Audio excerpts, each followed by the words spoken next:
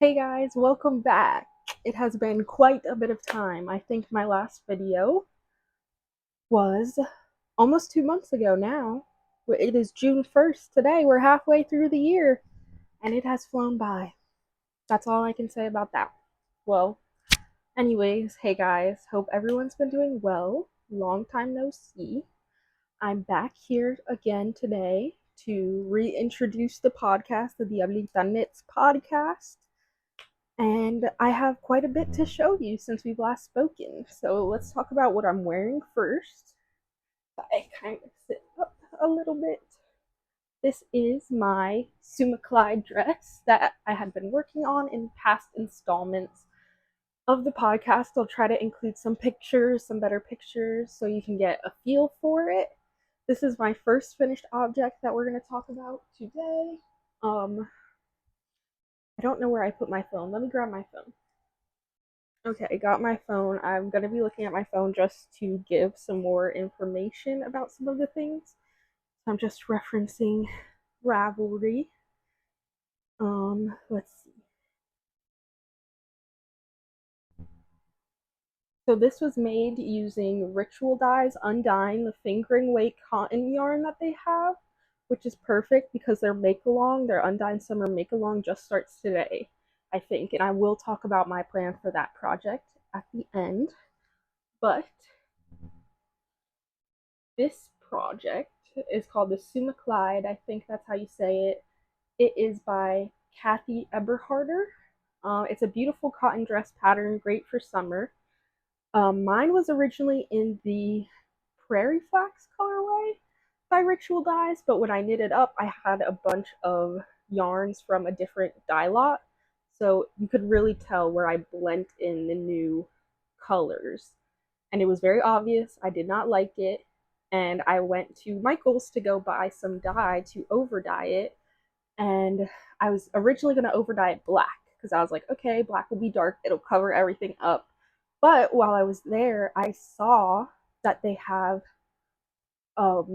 Rit dye has color remover that works on cotton fabrics. So I was like, let's give it a try. It's already messed up. Like, how much more can I mess it up? So I bought the color remover and I bought um, some brown dye from Rit Dyes, and I took it home.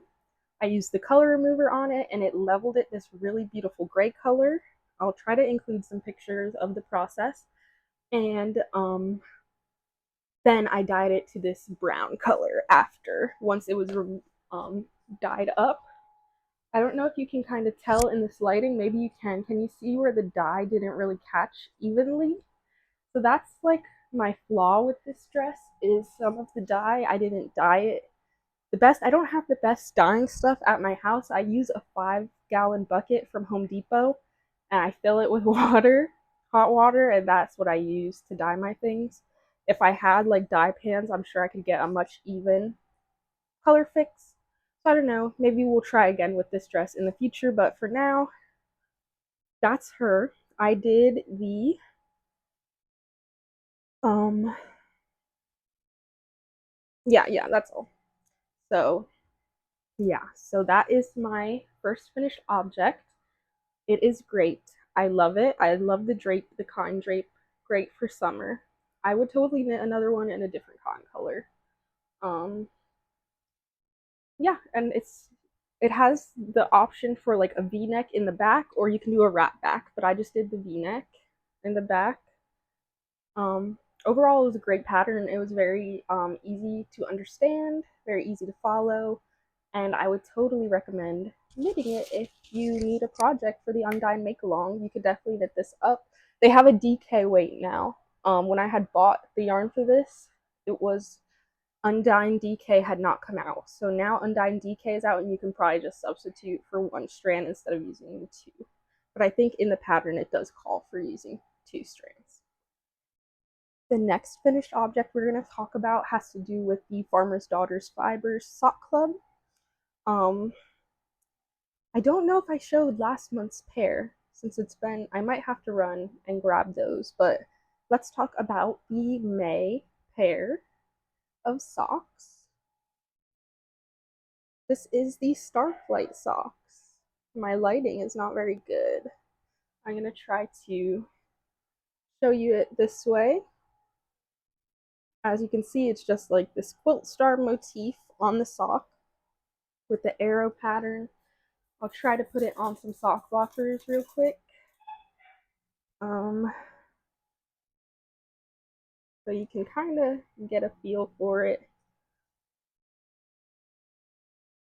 Yeah, these are the Starflight socks. I might kind of put it on the sock blocker wrong, so you can kind of get more of a feel for the pattern. But yeah, these are the Starflight socks. I did the long cuff. I think it's like almost 16 rows of ribbing on the cuff. You have the option between a long and a short cuff. On the front, on this part of the foot, there's supposed to be like a quilted pattern, is what they call it in the pattern. I omitted that and I just did plain stockinette. Still came out great. So what I've noticed and I've learned from doing the Farmer's Daughters Fibers Sock Club is I have to go up a needle size for color work. So my problem is my floats make it really tight on the top. So the sock theoretically should fit, but the color work is so tight it doesn't have any stretch. When I try to slip it on, I can barely get it on, and it's like fighting the sock to put it on.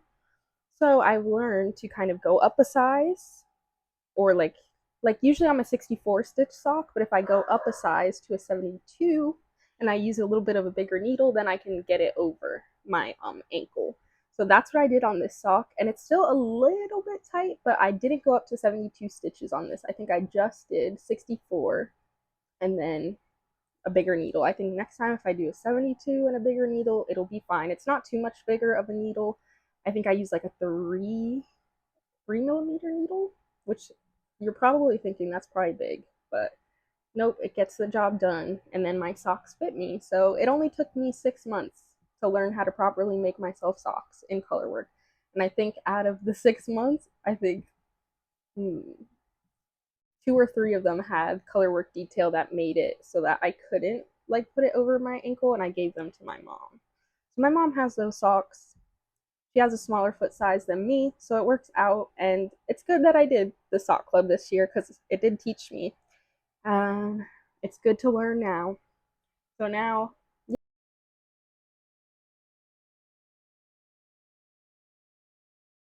yeah, the next colorway is in. It's like an orange creamsicle colorway. That's what it reminds me of. Spoiler alert if you're in the sock club and you don't want a spoiler, like I'll put a timestamp to skip ahead, but here she comes. These are the colorways for this month's sock, and I think I'm going to do a shorty sock by Summer Lee. Her Summer Lee shorty sock guide. I'm going to do that one. I'm excited. This color is cute. I love orange. Orange is my favorite color.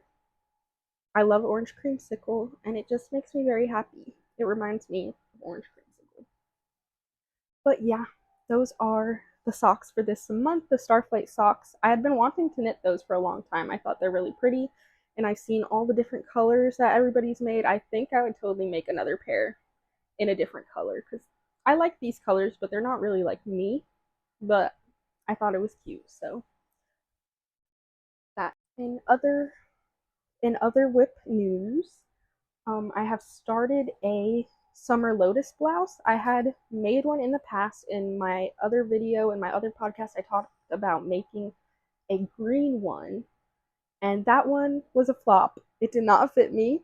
That also went to my mom, but I started a new one, and we're kind of remaking an old piece of mine. I'll insert a picture when this pattern was getting popular. That's when I was first starting knitting, and I had made it. I didn't really know much about gauge. I don't think the pattern even had gauge or multiple sizes. It might have been just like a one size fit all. Don't quote me on that. I might be very wrong. But uh yeah, it was just, now it's kind of like way oversized. You can kind of tell that it's really oversized, and it's not my best work. You can definitely tell it's one of my first sweaters. So we've casted on a new one with a star pattern design. Sorry, I'm like making the sleeve, and the sleeve is stuck on the yarn over there. But yeah, we're making a summer lotus blouse with a star detail. I kind of have to tighten up the floats. It's a mess. You want to see what the inside looks like? This is what color work does. So I have to weave in all of these ends and kind of tighten them because I feel like on this side, you can tell one side is like neater than the other. So I kind of got to fix that. But I'm using Ritual Dyes, Obsidian, and Natural. This is their Fae base. The black, I have noticed I've bought so much of the black mohair from them. And literally every skein that I have and I've ordered at different times, they dye my hands black. When I work with it, it looks like I've been in the coal mines my whole life because the color just comes off so much. And I'm a little worried for when I wash this that this white star is not going to be so white anymore because it bleeds a lot. So wish me luck for when that's done. That's going to take, if I spent all this time on that sweater and that messes up like that, I'm going to be very upset. But I don't know. I'm going to use color catchers, like those dryer sheet things or washer sheet things, to try to minimize that. And hopefully it doesn't bleed too much. But I'm very excited to have this one. I think this one will be really cute. It fits me a lot better than the last one. I've tried it on. Everything is a lot better. So I'm very excited about that. And in similar news, also using the Fae Mohair by Ritual Dyes, I am working on the butterfly dress. It is a lace dress pattern, and this is gonna look crazy because I'm terrible at lace, so I have a lot of lifelines and stitch markers to reference the repeats, but this looks like a veil. Like, looks like I'm ready to get married or something. This is going to be my veil. Just kidding. But this would make a nice veil design. But yeah, it is a lace dress pattern. This is the skirt. This is probably going to be the back half. But yeah, I'm going to knit another one of these in red, but like a very long one. This one is going to be short. It'll be a nice layering piece. And I'm very proud of myself because I did not give up. I wanted to give up many times.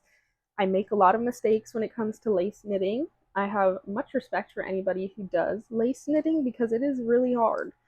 And I'm a little nervous to jump back into this one because it's been some time since I have worked on it. So probably will stick a lifeline in it and try again, but might have to refresh my memory a little bit. Once you like work on it for a while, then you start to like learn the repeat and where everything goes, and it makes it so much easier. So this is a project that if you're not good at lace, I would recommend doing it all in one sitting because you learn the pattern, it helps you a lot. But if you like need to take a break and come back, you might forget like what you've learned and you kind of need that memory. So this one, when I'm ready to commit to her again, it's probably just going to be like straight through. We're not working on anything else because this is a lot of brain power. And this isn't something you can do like while you're watching TV. So if you like TV knitting, this is not for you because you kind of need to pay attention to where everything's going, that everything's in the right spot. But overall, I'm very excited for this pattern and I'm very excited to knit the long version. I think it's going to look gorgeous and I'll want to take really good pictures of it. Maybe I'll find a cool place to go take pictures of it when that's done. But yeah, I'm very excited about that. So that was nice. I think, oh, yes. In other sock news, let's discuss. In other sock news, another whip that I have working, another whip that I'm working on is the Rib socks by James and Watts. And this looks very bad. Very bad. It looks suspicious to me. But This is the Rib sock by James and Watt, and it's supposed to be a sock, and I know that looks very misleading. Maybe we'll use a sock blocker to kind of help us here. Oh no, some of my stitches are coming out. That's not good.